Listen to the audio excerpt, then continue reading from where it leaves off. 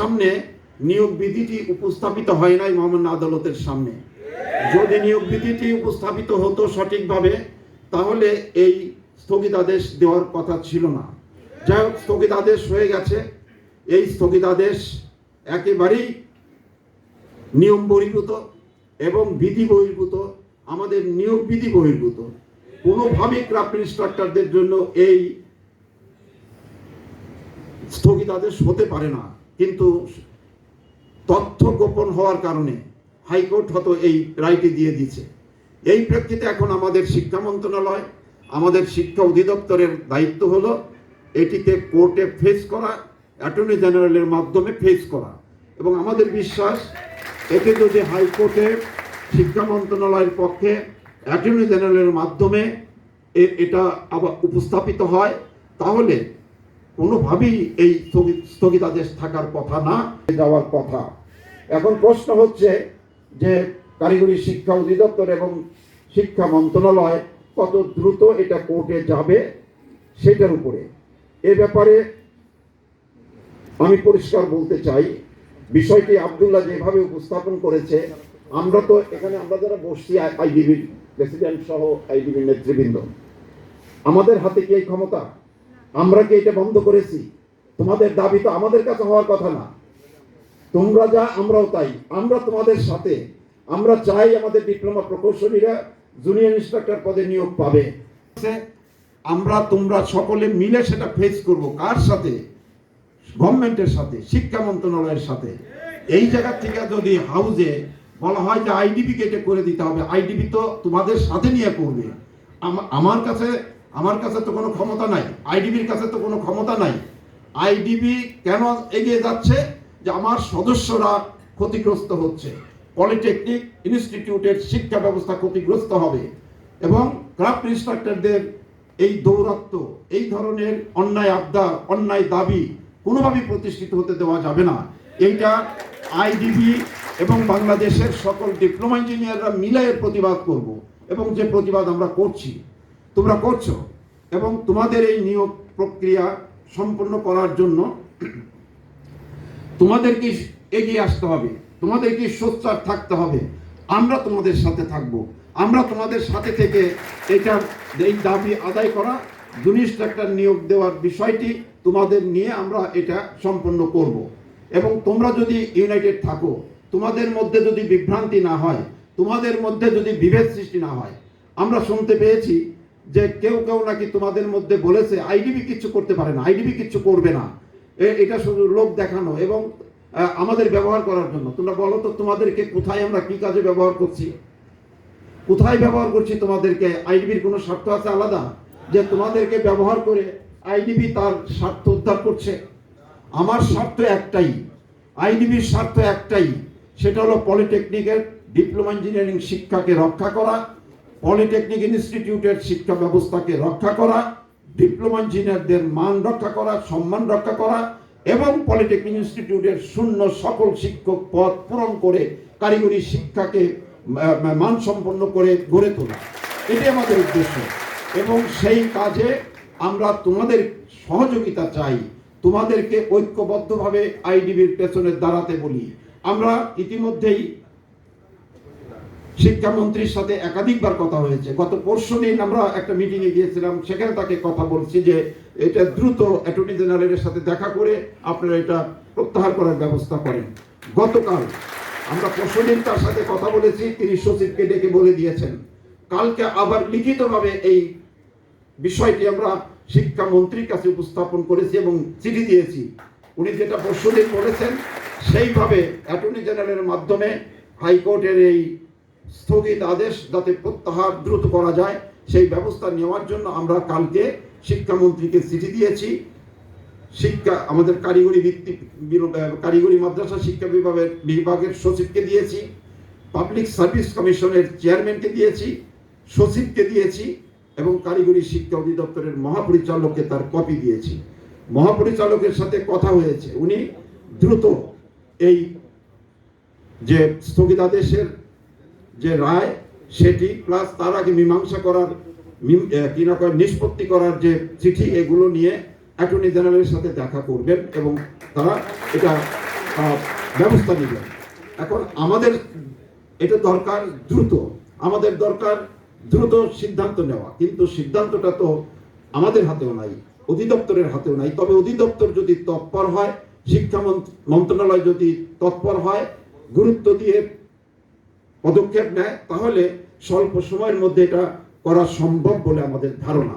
তবে একটা বিষয় মনে রাখতে হবে, তোমরা সকলেই বুঝো যে বাংলাদেশের বা যে কোনো দেশের কোর্টের উপরে কোনো জোর খাটে না। সেখানে আইনের মাধ্যমেই ফেস করতে হবে, আইনের মাধ্যমেই উপস্থাপন করতে হবে গভর্নমেন্ট পক্ষের, শিক্ষা মন্ত্রণালয়ের পক্ষে। সেই জায়গায় আমরা একটা বলেছিলাম যে অ্যাটর্নি জেনারেলের সাথে কথা বলার পরে যদি শিক্ষা মন্ত্রণালয় বলে যে আমাদেরকে সেখানে পক্ষ হওয়ার জন্য, তাহলে সরকারের সাথে আমরাও পক্ষভুক্ত হয়ে উকিল দিতে পারি। সেটা যদি প্রয়োজন হয় সেটা দেওয়ার ব্যাপারেও পদক্ষেপ নেওয়া যেতে পারে, যেটা আমি বাদশাহ আব্দুল্লাহ ওদের সাথে কথা বলেছিলাম। তবে এটা আমরা মনে করি না যে আমাদের লাগবে, কারণ গভর্নমেন্টের হাতে যথেষ্ট যুক্তি এবং প্রমাণাদি আছে যে এই কেস বা এই রায় এটা থাকবে না, এটা আমাদের বিশ্বাস। তো এই বিষয়ে আমরা আমাদের সাধ্যমতো চেষ্টা আইনি ভিত্তিকে আমরা অবশ্যই করব। তবে তোমাদেরও সঠিকভাবে এগোতে হবে, কোনোভাবেই বিভ্রান্তিকর কথা এবং বক্তব্য দেওয়া যাবে না। আব্দুল্লাহ যে যেভাবে বলেছেন তাতে মনে হচ্ছে যে আইডিবি দিয়ে দিতে পারে বোধহয়, এটা আইডিবি দিয়ে দিচ্ছে না, এটা তো না। আইডিবি তো তোমাদের সাথে নিয়ে তো আইডিবি, তোমরাই তো আইডিবির সদস্য। আমরা তো আমার সদস্যদের জন্য কাজ করব, প্রয়োজনে আন্দোলন করব, প্রয়োজনে রাজপথে নামবো।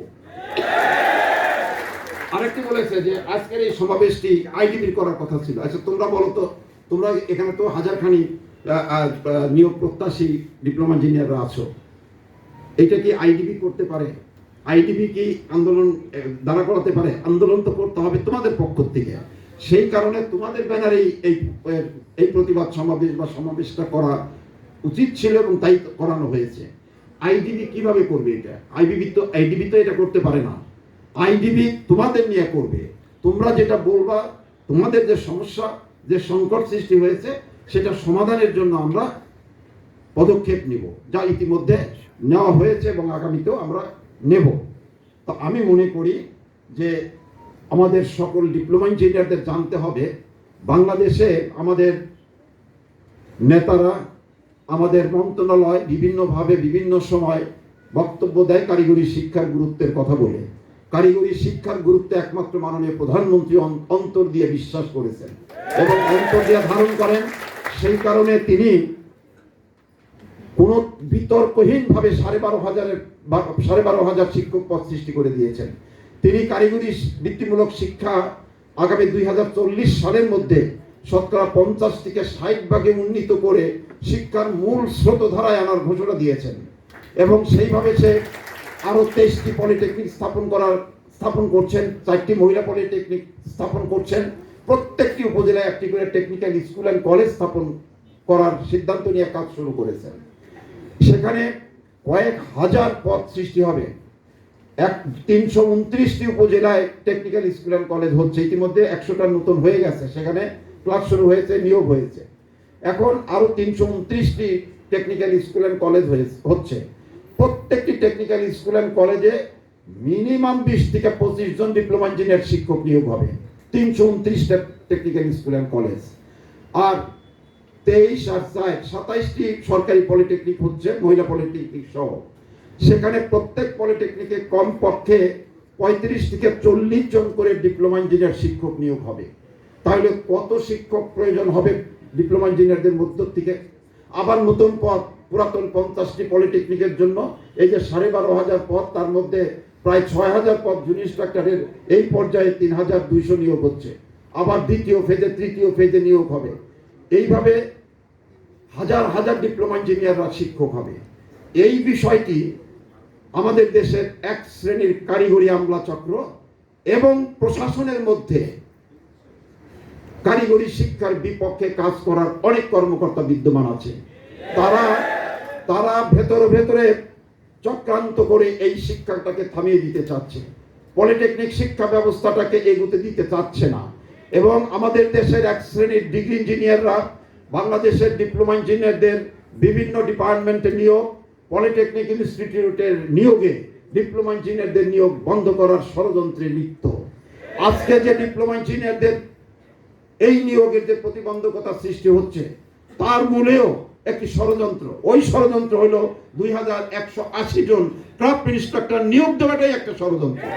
সেই ষড়যন্ত্রের সাথে এই দেশের ডিগ্রি প্রকৌশলীরা জড়িত, মন্ত্রণালয়ের এক শ্রেণীর আমলা জড়িত, যারা তাদের আত্মীয় স্বজনকে নিয়োগ দেওয়ার জন্য অবৈধভাবে নিয়োগ বিধি সংশোধন করে তারা এই নিয়োগ দিয়েছে। এই জায়গায় আমাদের সোচ্চার হতে হবে, এই জায়গায় আমাদের আন্দোলন শুরু করতে হবে। তোমাদের যে নতুন ইন্সট্রাক্টর নিয়োগ দিতে হবে, যে ভাইবা হয়ে গেছে যাদের এই ভাইবার পরে রেজাল্ট দিয়ে তাদের নিয়োগ দিতে হবে। একই সাথে এই ষড়যন্ত্র বন্ধ করে পরবর্তী নিয়োগের পথ প্রশস্ত করতে হবে আমাদের। গোটা বাংলাদেশ আগামী 2040 সালের মধ্যে গোটা বাংলাদেশের টিবেট এডুকেশনের গ্র্যাজুয়েটদের হাতে আসবে। আমরা সমস্ত উন্নয়ন কর্মকাণ্ড আমরা পরিচালনা করব। এখনই মাননীয় প্রধানমন্ত্রী বলেন এই দেশের উন্নয়ন উৎপাদনের শতকরা 85% কাজ বাংলাদেশের ডিপ্লোমা ইঞ্জিনিয়ারদের হাত দ্বারা সম্পন্ন হয়। এই 85% না, প্রায় 100% কাজ আমাদের হাত দিয়ে সম্পন্ন হতে হবে। যে ডিজিটাল বাংলাদেশের কথা বলা হচ্ছে, আমরা ডিজিটাল বাংলাদেশে উপনীত হয়ে গেছি, এখন স্মার্ট বাংলাদেশের কথা বলা হচ্ছে। এই স্মার্ট বাংলাদেশ বিনির্মাণ করতে হলে টিবেট সেক্টরের গ্র্যাজুয়েটদের ছাড়া কোনোদিনই সম্ভব না। এবং এটা মাননীয় প্রধানমন্ত্রী বোঝেন বলেই তিনি কারিগরি শিক্ষার এক্সপানশন এবং মান উন্নয়নের এত পদক্ষেপ নেওয়ার চেষ্টা করছেন, কিন্তু আমরা এগোতে পারছি না। মাননীয় প্রধানমন্ত্রীর ইচ্ছা এই দেশের সরকারের মধ্যে অনেকেই সেটা বাস্তবায়ন হতে দিচ্ছে না। সেই জায়গায় আমাদের শিক্ষামন্ত্রী সোচ্চার হয়ে দাঁড়িয়েছেন।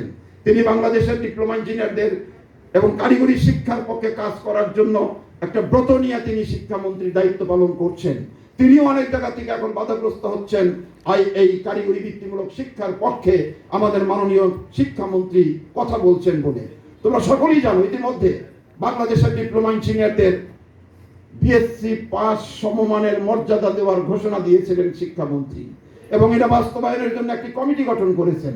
কমিটি গঠন করার সাথে সাথে এই দেশের প্রতিক্রিয়াশীল ডিগ্রি প্রকৌশলীরা তাদের সংগঠন আইবির মাধ্যমে এমন এক হুঙ্কার দিয়েছে যেটা কোনোভাবেই তারা হতে দেবে না, এবং এটা যদি করা হয় তারা জনগণকে নিয়ে দুর্বার আন্দোলন করবে রাস্তায় নেমে। আমরা আহ্বান করেছি, আসো রাস্তায় নামো, আমরাও নামবো, তোমরাও নামো, দেখি কি হয়, কি করতে পারি।